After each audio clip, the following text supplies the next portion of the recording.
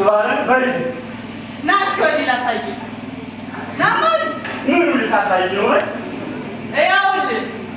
የሰሜኑ መናገሻ በቱሪስቶች መዳረሻ የሆነው ታላቁ በራስ ደጀን ተራራ የሚገኘው ብርቅዬ እንስሳ ዋልያው ጭላዳ ዝንጀሮ፣ ቀይ ቀበሮ። ይሄ ብቻ አይደለም። ሰሜን ብዙ ታሪክና ትውፊት ያላት ሀገር ናት።